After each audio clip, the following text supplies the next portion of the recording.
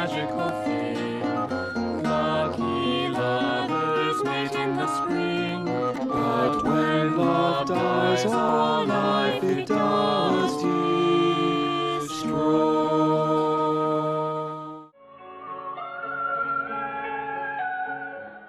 Recently, I've been stumbling across videos on TikTok that comment on different types of strange content that people oftentimes brand as pink pill. Obviously, pink pill is a term that is just a variation on the term red pill, and you're probably familiar with the term red pill already, since it is responsible for the rapid growth in the return of pseudosciences, religions, intensification of misogyny, and all the fascist BS that we're dealing with recently. So I'll only give like a very brief description of it here. Red pill and blue pill, symbols originating from the 1999 science fiction film The Matrix. Taking the red pill is accepting a painful reality. Since The Matrix release, the red pill in particular has taken on various philosophical and social meanings, especially in alt-right circles and the so-called manosphere of anti-feminist online communities. By the way, it is very ironic that the manosphere decided to take a term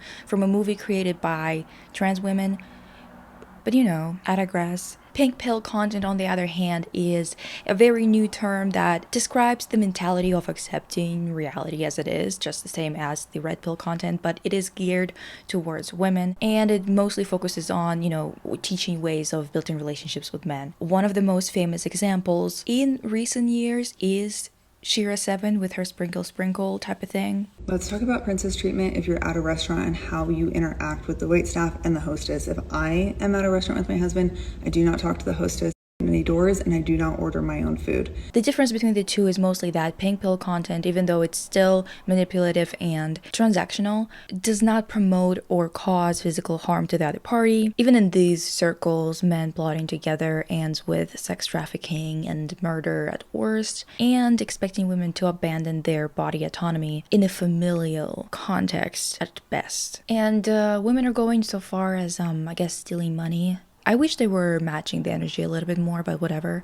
At its very core, none of these recent trends are new. Red pill men are just run-of-the-mill misogynists. Trad wives are just dissatisfied right-wingers looking for financial stability and, social credit. Basically a copy of the Volkish women from the 19th century Germany. Quite literally to a T. We'll get back to that. We got so much to cover. Anyway, pink pill girls are more analytical, secular type of people to compare to other traditional branches of trad wives or pick-me's or whatever the hell you want to call it. But still, someone who has no interest in challenging the patriarchy or, its siblings, capitalism and imperialism. We've seen it all before, but the inherent irrational functionality of the divine feminine believer or the pink pill master to a right-wing pipeline is such a well-oiled machine. It defies logic. It combines things that shouldn't work together, and to be fair, they don't work together, but many people just honestly don't give a shit whether their system of beliefs makes sense. In this two-parter video, the first part is going to be talking about the love witch. This movie is going to give us a roadmap to talking about the personal side of things and how you can fall into this damaging kind of thinking through this struggle with trying to be seen as a human being by people who don't see you as such, and how personal esoteric interests can encourage complicity and de-evolving. And the second topic for the part 2 is going to be the occult roots of Nazism and fascism in general, right-wing ideologies. If you're thinking to yourself, what the hell are you talking about? How does anything pertaining to Western esotericism or magic or the occult have to do with Nazi ideology? And how the hell does that reflect our current drift of a whole generation into right-wing populist politics? Just hear me out, because even though this take of personal and public through a movie about witches and talking about historical context, combining the two is my idea, the occult roots of Nazism is a very well-researched topic. Not only researched, but documented thing, which even the fascists themselves do see as part of their history if they know their pseudo-history and their pseudosciences really well. So let's start with this centerpiece of this web of influence, the personal issues that drive us to seek answers. The Love Witch. The Love Witch is a 2016 movie that was shot entirely on 35mm film with lighting gear from the 60s. The costumes, set design, and props, as well as music or score, are made by the director and writer of this movie, Anna Biller. Right out the gate, I want to address the fact that there has been some discussion about her husband and her comments on Twitter about different types of topics, whether this movie is sincere or ironic. First of all, when it comes to Biller herself, it seems like there's a lot of misinformation out there, honestly. And second of all, I'm not going to be analyzing this movie from a perspective of what I think Anna Biller tried to do in terms of driving some kind of point home. I'm going to be using the movie as a text and commenting on only what is actually in it, because it is playing a very particular role in this video, and I'm not actually analyzing her life and her story and whatnot and giving you some kind of tea or whatever, so we're not going to be discussing that today. Obvious warning here, spoilers. It is a strange movie. I've seen people hating on its pacing, acting choices, storylines, and every single critique kind of fell flat for me, because even though you can critique this movie, obviously, I think that most of those critiques were kind of missing the whole point. For example, the pacing did not bother me one bit.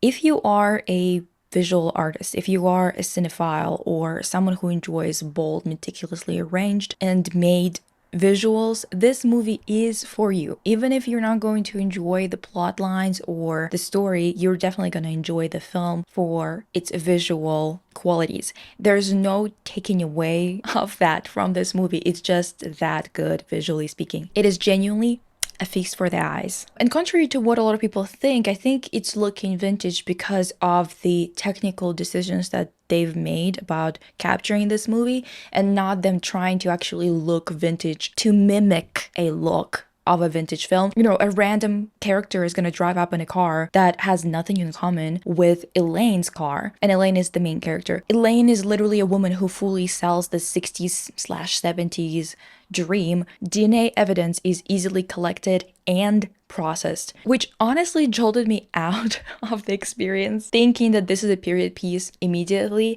as soon as you see that first car that doesn't match with anything else. And since it's not a mimicry of the past, I found, I especially found the reviews from 2016 jarring. A lot of guys who cover indie scene and indie film festivals brought up this sexploitation movies as something that they think inspired The Love Witch, which is such a weird reference to pull, honestly. I didn't even want to look it up because just the name already made me a little bit annoyed, and maybe it's a cultural difference of some sort because I'm not picking this up from this movie at all. To me, this movie looks a lot like 60s and 70s European fairy tale movie, at least in terms of how they treated the scenes, the costuming, the theatricality of the performance. The actors are definitely delivering their lines in a really strange way. Like, yeah, you're correct on that one, and it weirdly works for the film. In my opinion, it's a specifically theatrical experience, and by theatrical, I do mean classical dramaturgy, a bit of a dramatic but somewhat detached performance where emotions are floated across the stage with sweeping but slow motions. Very French fairy tale movie, in my opinion, with maybe a little bit of that British Technicolor obsession of the 40s and 50s, like The Red Shoes,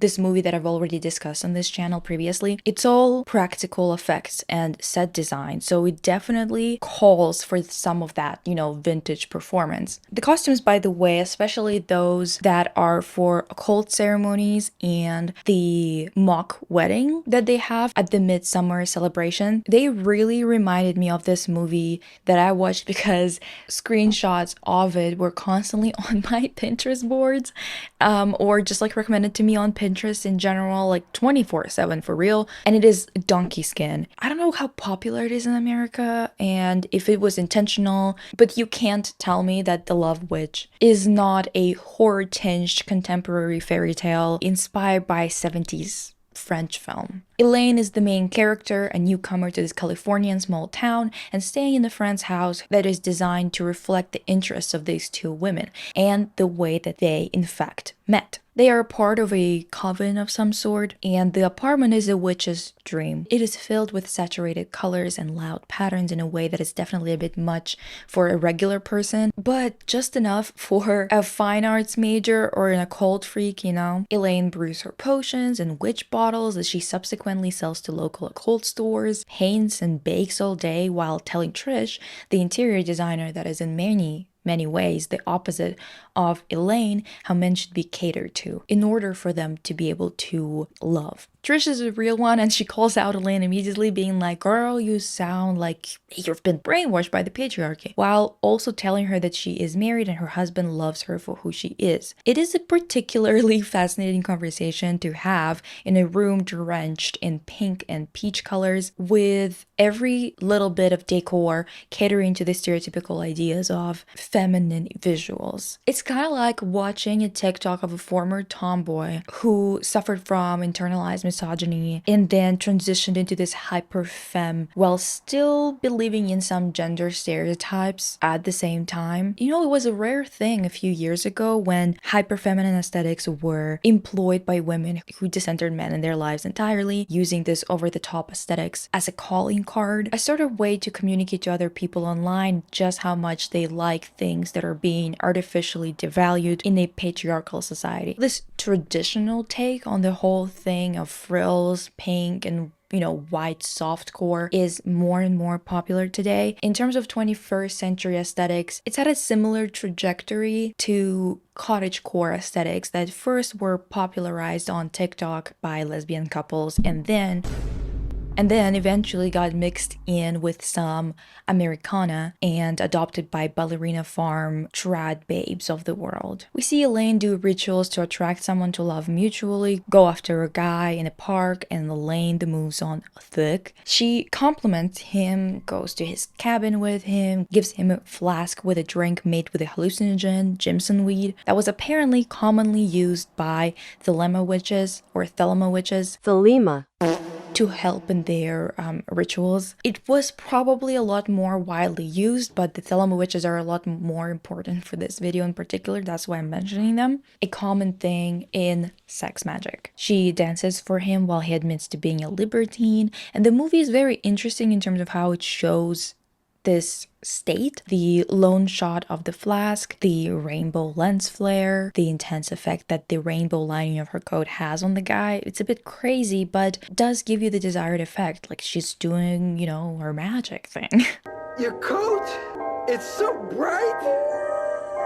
They sleep together and he becomes very emotional and inconsolable. It is a really strange pairing in the film, and I mean, it's probably on purpose, but it both shows how incapable he is of a love when not under the influence of the occult ritual, and this is based just on things that he says. The women I've been with, they all want you to make a bunch of promises to them as soon as you sleep with them. How unable or unwilling Elaine is to actually be receptive to emotions from without, just how fake this song and dance is. That seems like quite a problem. It is. And the guy dies. His heart couldn't take the trip, which is understandable. Even though she didn't technically kill him, it still feels icky. And then it gets straight to when she makes a witch bottle to put on his grave. A shallow one at that, by the way. It is pee, menstrual blood, and some random weeds. She also seduces Trish's husband, who is kind of the opposite of Wayne, this first guy, because he is literally the opposite of a libertine, and his whole thing is that he hasn't really done any of the crazy things or mistakes that he wanted to do in the beginning of his life. To be honest, it took way too little to seduce him. Poor baby. Like, dude, you've been married for 10 years. Being seduced in one swoop like that is crazy work, honestly. She gets bored of him and moves on to her final conquest for the movie. Sorry to bother you, ma'am. A detective that is on that first man's case, looking in to what happened to Wayne. We're also shown a little bit of what happened to Elaine before through a series of memories, mostly audio memories. A sexist weirdo for a father, a sexist weirdo for a husband. I have a crazy bitch for a daughter. If you're not crazy, then you're stupid. I love you very much, but you need to be more careful. Dinner was late 3 times this week. Who I guess she either poisoned on purpose or accidentally, or maybe she hasn't done it at all. It isn't that clear. We're kind of suspecting that maybe it was her doing, but it's never 100% clear what the hell happened there. And I want to underline this here.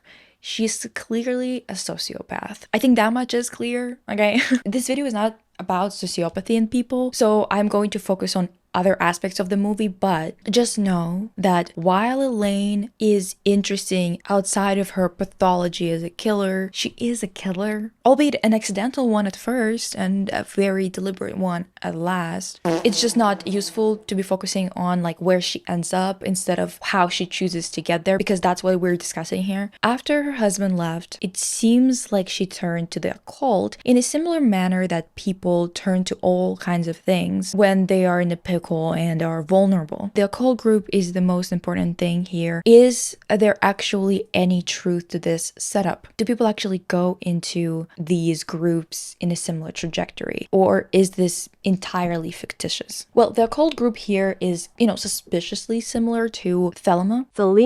Thelma is an occult philosophy, a sort of religion with ceremonial magic at the center of its practice. We can see it implied to be Thelma, or something similar through, for example, Elaine explaining the way that magic works as a force of will, a way of focusing one's energy. True will in Thelma has a similar way of functioning, except they also underline this idea of a higher purpose, and you aligning everything to your will is more akin to aligning everything to your higher purpose. We also see the use of ceremonial magic multiple times throughout the film, actually. The Love Witch occult system is a contradictory one, just like Thelma is, especially when it comes to the treatment of women. Elaine is sworn into the ranks with the use of a ritual that involves a sexual by their priest, or whatever the hell they call him, Gayan. This use of sex magic, and more importantly, the belief that magic is produced through sexual acts, is very Thelma coded, especially Aleister Crowley coded. I mean, obviously the guy created Thelma, and believe that the most powerful magic is sex magic. To be more specific, he believed in the Beast and the Scarlet Woman,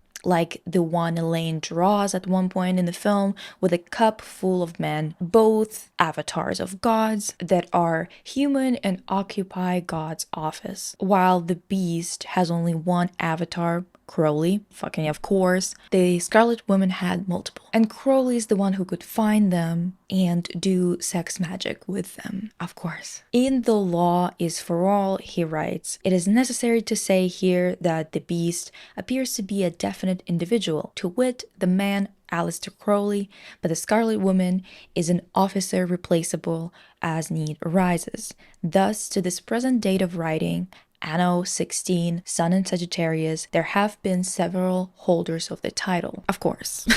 And he was serious too, man. Like, this is the fun part about all of this. Fun in quotations, because, we know where this shit ends up later on. But there's a whole sequence in the movie where, again, their main priest thing and Elaine's friend that owns the apartment that Elaine is staying in are explaining their view on magic and women's plight and role, I guess. Let's break that whole thing down, compare it to Thelma and the Scarlet Witch, and then look at another real-life example that is even more closely aligned with this outlook on love and relationships, like the contemporary divine feminine and masculine. First of all, Gayan mentions Thelemites himself, so we can assume that this love magic they practice is an amalgamation or an approximation of a bunch of occult belief systems, which seems to be pretty common. There's like a new goddamn thing popping up every 2 business days. Regardless, they meet at the burlesque club, with the local people being unhappy that the witches hang around those parts because there's a murder with a pentagram involved that happened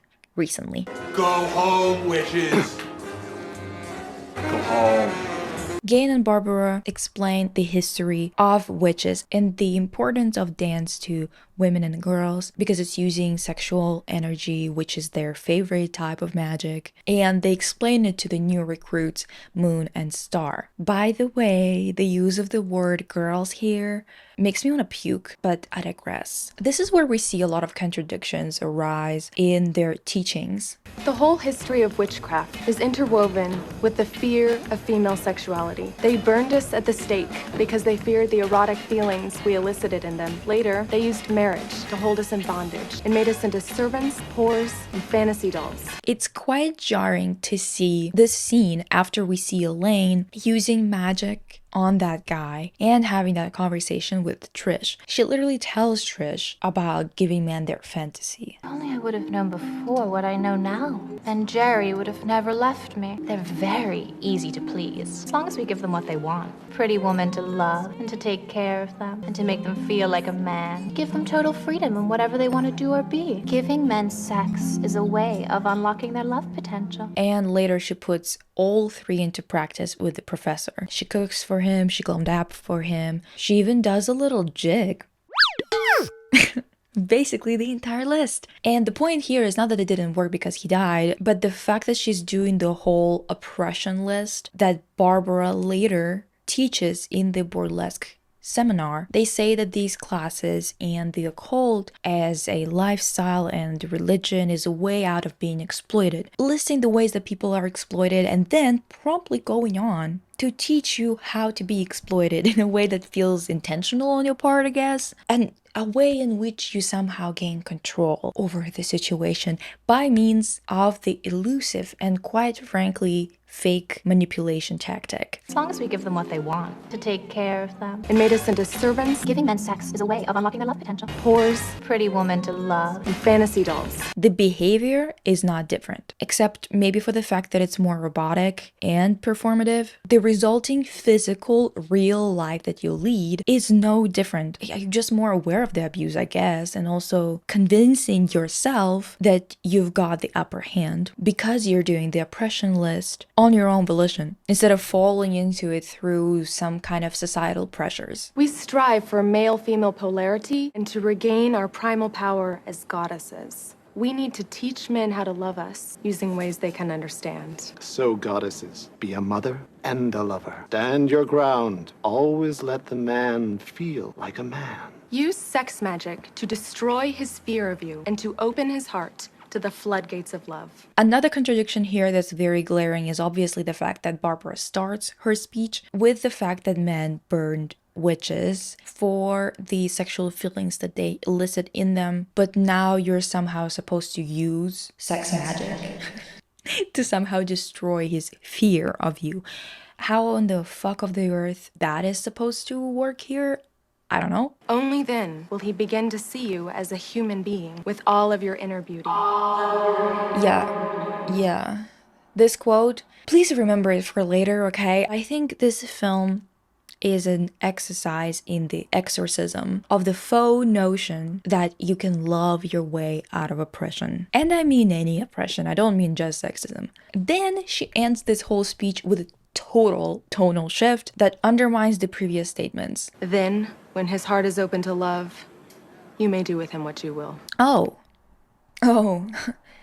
A lot of these ideas might sound familiar to you. TikTok is a cesspool of videos, lives with Q&As, links to podcasts and Substacks of people offering solutions to everyone's problems. It's not the economy that's making it impossible to survive. It's all because you're not with a provider that creates an energy polarity in your life. Male-female polarity? You have to step into your divine feminine and let him feel himself in his divine masculine. Just so much brain dead bullshit. All of this is stemming from people feeling extremely unstable and trying to find solutions for this instability through some pseudoscientific or spiritual ways. You're feeling uncertain? about your future, you need to connect to the ancient wisdom and go back to some sort of domestic slavery, not change your reality, changing our economic or societal structures. This connection between popularity of any and all of the new age philosophies or spiritualities and the rise of unstable conditions on the systemic level, it's not new, nor is it random.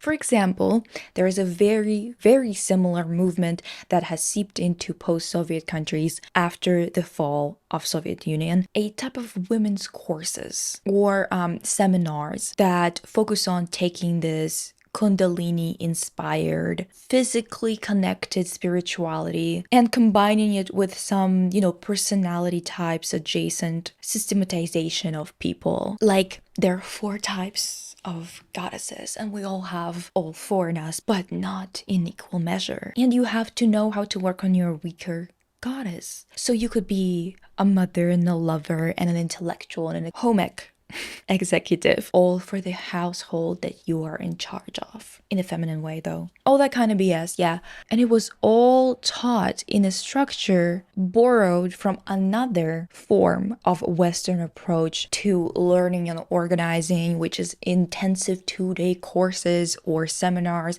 not unlike those How to Be a Millionaire or billionaire mindset courses that would come in tandem usually with reading books like Rich Dad, Poor Dad, The Psychology of Money.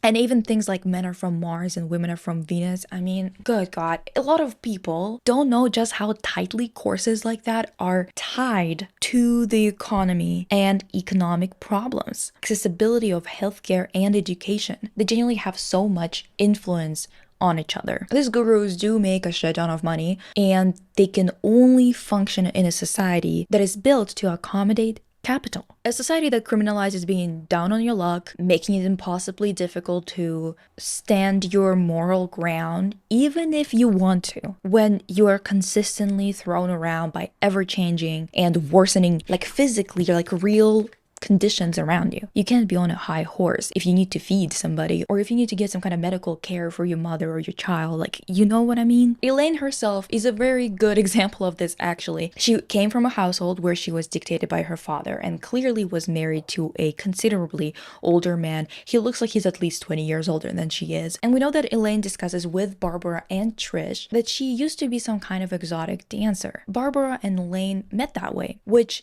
considering Elaine's young age and the timeline that they are providing to us, which is quite vague, but still at least some kind of ballpark information, it would imply that she became a dancer recently, same as her husband left her recently, basically implying that she fell into working as a dancer and always had to rely on men's feelings towards her for stability, which, you know, other people's whims are not a very good form of stability, as anyone can imagine. Finding this witches clearly not only gave her community, which is one of the things that you're deprived of in a capital first society, but also gave her the ability to make money. It is revealed at the bar that they teach candle and soap making, as well as how to make witch bottles that we've already seen Elaine sell at this store. This arrangement is not unlike MLMs, at least for people like Barbara and Gayan, that seem to be making money by recruiting new people who spread their ideas and invite more people in. It's not exactly like this, mind you,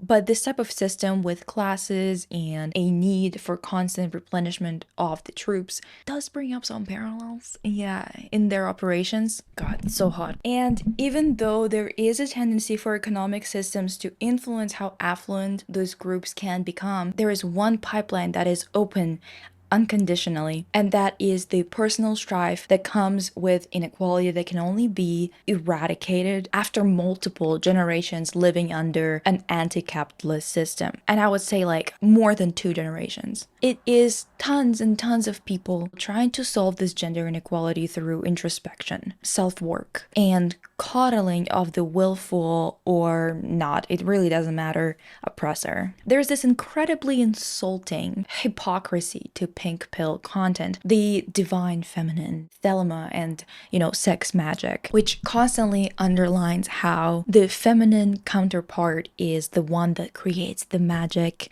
energy that they then give to their partner. And it's this self-aggrandizing, or in the case of Thelma, just aggrandizing, that is present in all of these teachings. In the Love Witch, they state, well, of course, women are equal to men. They are different, the polar opposite of the man, but equal.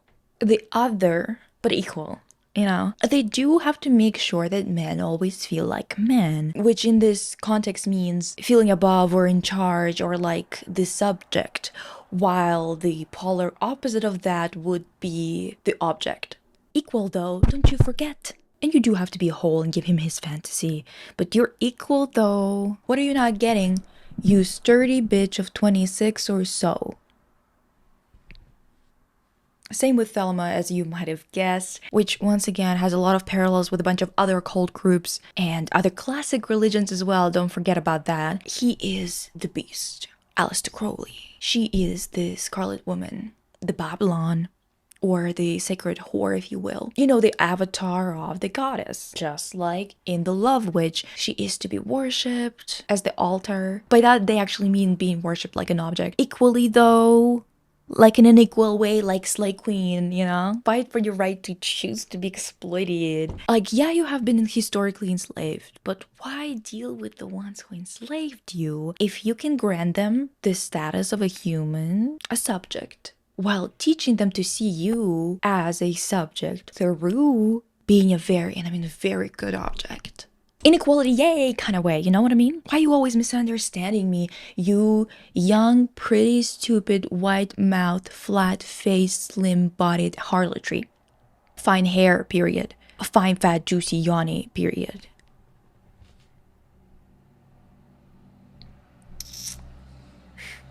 Sorry guys, I know there's gonna be a shit ton of believers in my comments and trying to convince me why their beliefs make sense, but fucking hell. Anyway, The Love Witch is a movie that does examination of the personal path of trying to establish peace through intellectualization of the problem and, this individualized approach to the process. Elaine is a sociopath, as I said, and it's partly due to the fact that it is a movie and everything in it is still made to have momentum while functioning within the, storytelling traditions. But her being around her dad and then her husband and then her priest or whatever the fuck he is, Gayan, followed by a couple more failed conquests to try and find this polarity through performing the perfect yin to someone else's yang. It's showing someone who's slowly spiraling into complete insanity due to understanding how futile subscribing to an ideology like this really is. And we'll get to Griff, the last guy in this movie, but let's talk about Trish for a moment there. Trish, in many ways, is the opposite of Elaine, as I've said before. When they meet, she thinks the design of the apartment is too much, even though she's the one who decorated it, just because Barbara was the one requesting a certain look. Trish drives up in a regular car. She uses a regular smartphone, which jolts you out of the movie for a second, making you think that you found a mistake in this, meticulously made movie. And obviously, it's not a mistake, but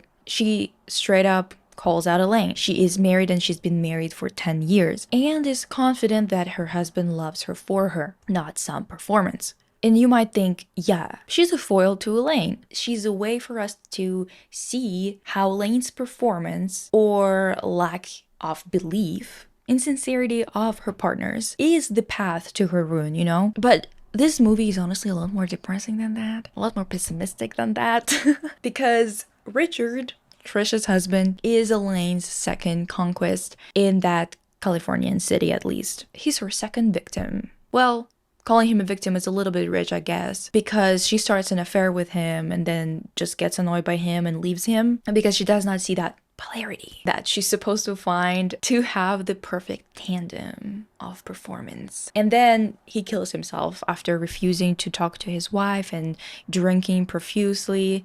And Trish, in this case, is left wondering what the fuck happened, because 2 weeks before his death, he was completely fine. He was acting normal. You know, I'd say that I get why Richard is gone for the sake of the movie, I guess, but not in terms of his personal life. I think it's kind of really strange that they decided to completely remove him. If you have any theories as to why that would make sense for his character in particular, let me know, especially if it's not a theory akin to he wanted his fantasy woman and he didn't get her. And that's it. Like, if it's something better than that, let me know. Anyway, Trish, her and Elaine return to this tea room that we've mentioned before. This time, they don't match the room. Elaine is in all bright white because she's in love with Griff, and Trish is in all black because she is mourning. Elaine is acting all kinds of bizarre, okay? He wanted a certain type of woman, someone I could never be. I really thought he loved me for me. No. Being inappropriately elated when the situation clearly calls for more tact. Which is, I mean, I guess it's pretty normal for Elaine. Not anyone else in the universe, but Elaine. Trish tries on Elaine's ring and forgets to give it back. So she has to go back to Elaine's place to return it. And this is where their foil dynamic actually becomes interesting. Elaine is not home and Trish still has the spare key. So she can come in, she leaves the ring, but gets distracted by Elaine's stuff. More importantly, her clothes, her hair extensions, makeup, and lashes. She is quite literally in the same state that Elaine was in when she got indoctrinated into believing that she's supposed to perform this fake idea of a person, a woman to be more exact, an idea that requires polarity, the divine feminine, in order to actually be able to be loved and to love in what would be considered a sufficient way. Elaine ends up believing all of the things that she's told Trish because she's lost somebody, and as she said to Griff, basically dying from it. It's a dramatic reaction to a breakup, to be fair, sure, but nonetheless very real for many people, especially young people that haven't really experienced much aside from that heartbreak. To her, it felt like the end, and the witches gave her not only community, which is obvious, but a reason as to why it didn't work out, and a playbook that's supposed to wish it all away. This exact moment of Trish trying on Elaine's clothes and makeup is her buying into it for a moment. It's like she signed up for a class on how to awaken your inner goddess so your next partner doesn't leave you, you know? But as soon as Trish tries Elaine's persona of the love witch on, she sees this weird ass altar that Elaine has for her conquests, at least all the dead ones anyway. She finds a type of voodoo doll of Richard and a spell that Elaine created for him to fall in love with her. I think this realization snaps her out of this mentality because she can blame Elaine and magic for Richard's demise. I think Trish's arc is not entirely complete here, to be honest. However, seeing how this fantasy fulfillment is involved in Richard's untimely death stops her from romanticizing it. Within the film, magic definitely doesn't work. It gets confirmed through Elaine after finding Trish and them having a fight, praying or putting a spell on Trish to crash her car and die, and neither of those things actually happening. I think it's kind of obvious that the men that fell for her just fell for her, and any weird or euphoric experiences they had were due to the drugs, not Elaine's magic spells. The Coven and Elaine do, however, put a little magic ceremony together to bind Griff to her, which also doesn't work. Griff gets the DNA report back from that witch bottle that she left on Wayne's grave and gets a report from Trish about Richard. So he confronts Elaine. Obviously, he can't charge her with murder or something because she didn't technically kill anybody, but he can book her in for illegally burying Wayne. Now, this is where this highly theatrical approach that was most prominent in the bar because of performances on stage and witches performing their weird soliloquies about sex magic and glamour magic. It reaches fever pitch. Honestly, it's a very puzzling scene, especially after Griff and Elaine are done talking. Their conversation is just as detached and glamorous as before, but Elaine's lines at the end of that dialogue where she claims loudly to be a witch and Griff telling her that he can still book her in because of burying Wayne set off a wave of once again, extremely theatrical and somewhat reenactment adjacent in terms of movement and blocking performance. The entire bar turns into a mob who are out to get Elaine and burn her at the stake. Obviously, this is where the movie gets surreal as hell. And most of that scene makes sense in the heightened reality of Elaine's perspective. But one thing confuses the hell out of me. They chant "burn the witch" while all the men undress Elaine and take their pants off. It's honestly disturbing to watch, but also something that I still can't place within the narrative. Like, yeah, we were told that witches were burned for the erotic feelings that they elicit, but why wouldn't they straight up try and burn her at the stake then? Anyway, Griff saves her, thankfully, albeit in a comically dramatic fight. With comical audio editing. I told you, laughing, screaming, chanting, fighting, having sex, talking. Everything in this movie is performed with a theatrical, emotional distance. Sergeant Meadows, do you know what it's like to really suffer? Elaine definitely sees Griff saving her as some kind of proclamation of love and not a sign of human decency for some reason, I don't know, and tries her moves again back at her house. I don't know why he went to her bedroom, to be honest, because he should have gone home after all that. Maybe he loves to live on the edge of a witch's knife, I don't know. Maybe he was too injured. In any case, he doesn't take the drink that she gives him and drops it on the floor, as he should, because it's probably drugged, basically showing her that he doesn't trust her nor wants her help in fixing him up after a fight, and stares her down. His lack of desire to just be animalistic in terms of him just trying to get Elaine physically, even when he has been disappointed in her, like the weird-ass man at the bar, is something that makes the relationship obviously impossible to Elaine, at least. Even in terms of shallow polarity that people are obsessed with when they try to perform their genders, they are not gonna continue doing it like they did at the Midsummer Celebration, where we heard Griff's thoughts juxtaposed against Elaine's. I'm not in love. It's not that I don't have sentiment, it's just that love is soft. It's like he's not even a man anymore. When you really love him, it's like fireworks. You love all the little quirks about him. The more you get to know a woman, the less you can feel about her. Those details about him become your whole life, because the more you know him, the more you love him. At first, she's this incredible object of mystery who fulfills all your wildest fantasies. Then she starts to reveal little flaws, and after a while, it just gets pretty hard to care. And sometimes, when she tries to love you more, you feel like you're suffocating. That was literally the last time they performed their roles. Now Griff is not willing to do that, which was already shallow as hell to begin with. Well, Elaine is a sociopath and he's right not to want to date her. Him refusing to act right makes her perception of reality snap. She panics and even sees him as already dead before seeing visions of her previous partners telling her they loved her, which kinda restores her delusions of this gender and gender roles performance as the right path. Here, the character is honestly too far gone to be sane. So it's hard to analyze her, but she takes a blade, she kills Griff, just like in the paintings where she cuts a man's heart out. I guess here she doesn't physically cut it out, but this is what she's trying to do, metaphorically speaking. The movie ends with her holding a bloody knife and imagining them happily married at that Midsummer Celebration. It's not a random moment of them being happy though, that her brain just picked out. It is the last moment they were performing their perfect polar opposite roles within this patriarchal love binary. Griff is the only man she actually killed, and the reason for it is because he made all of the things that she's done before for men kind of silly. If they can still not love you for your performance, and through Trish, we see that they can't love you for luck thereof, as well as we know this through Griff's thoughts that we actually got to hear at the Midsummer Celebration. I'm not in love. The more you get to know a woman, the less you can feel about her. It just leaves you with the fact that the love that Elaine so desperately wants is just impossible under the current societal circumstances. So she decides to revert back to this simple black and white view, a certainty a binary, a fuck-ass yin and yang.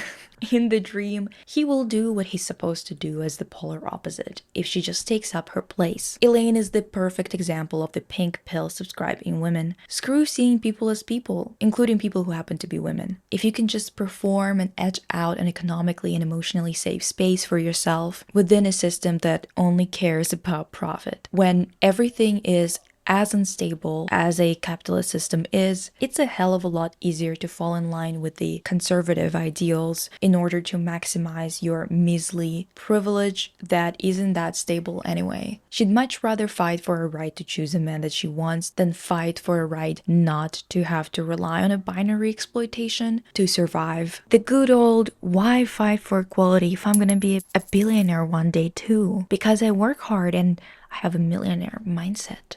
All of these behaviors and beliefs follow the same playbook. That's why they have such similar philosophies, even when technically they should have nothing in common. Now I want you to prep for the part 2, where we're gonna look at how the personal functions under the public and how culture and personal interest can drag you down a path of upholding violent ideologies. Not just violent personal action, like in the case of Elaine. We're gonna talk about the Western esoteric tradition, its inspiration from the Hindu caste system, the pseudo-history and religions that inform both the occult and fascists, and how a little occult group has been reborn as the Nazi party in Germany. All of this is obviously going to be in parallel with our current state of affairs, including pink pill, red pill content, and the reemergence of physiognomy and Ariosophy for some fucking reason.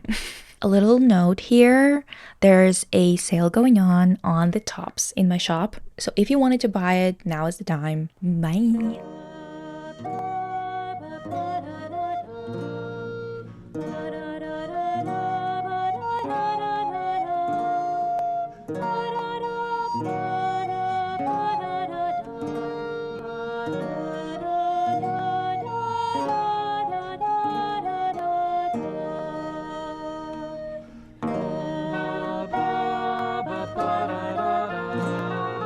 Da da